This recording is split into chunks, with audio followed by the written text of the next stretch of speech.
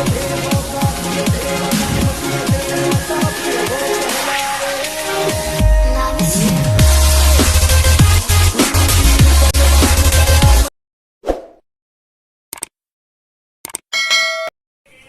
भारत साथियों,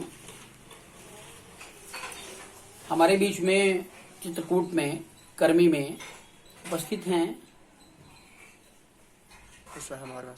कुशवाहा महासभा के पूर्व जिला अध्यक्ष माननीय ब्रिजलाल मौर्य जी। तो हम सर से थोड़ा सामाजिक और राजनीतिक मुद्दों पर चर्चा करेंगे। सर सादर नमस्कार।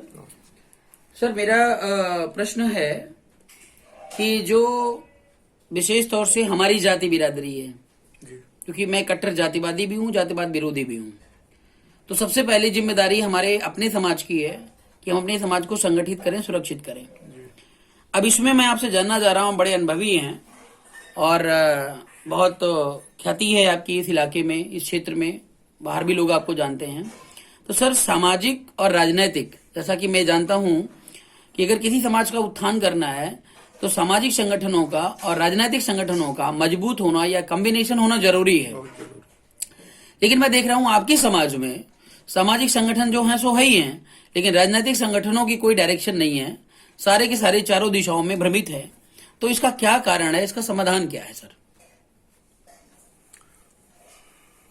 इसका समाधान क्या है सर? मतलब कारण क्या है? हम लोग बिखरे क्यों हैं? हम लोग एक क्यों नहीं हो पा रहे हैं? सब सत्ता के चक्कर में एक दूसरे पीछे लगे रहते हैं। और का तो इतना क्या बुद्धि विवेक नहीं है हमारे समाज के लोगों के पास? सब लालच है, बस किसके पीछे मैं रहूंगा तो मेरा काम हो जाएगा। तो अगर ये लालच है तो समाज इनका नाम क्यों लेता है? बार बार समाज इनके पीछे क्यों खड़ा होता है?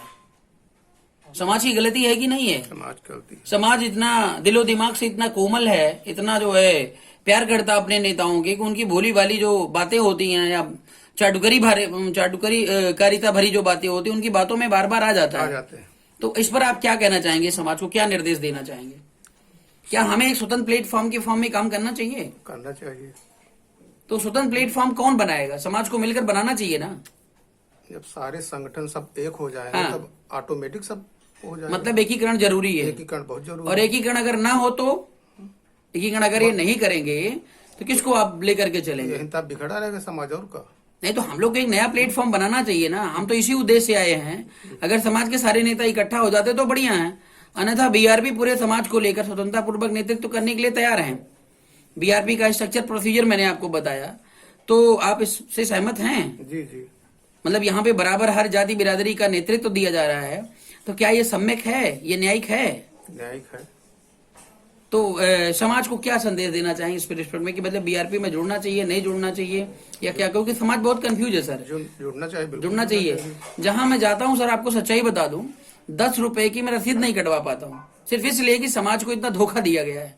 आधे घंटे बैठ के हमें समझाना पड़ता है, समझाने के बाद तब दादाजी कंट्रोल में आते हैं, कहते भैया आप बताओ, अब थोड़ी बात समझ में आई। पहले जो नेता आते थे समाज के जी, इसके बाद यहाँ आते थे, उसके बाद फिर रसीद का कट्टा देते थे। रसीद कट्टा से सीधे चंदा करो, चंदा करो। मतलब समाज को बहुत ठगा गया है। तो अपना सर जो है सभा का क्या अभी स्थिति है यहाँ पर? जब से बाबू सिंह कुशवाहा की पार्टी बन गई है, हाँ, तब तो समाज पूरा अलग थलग पड़ गया।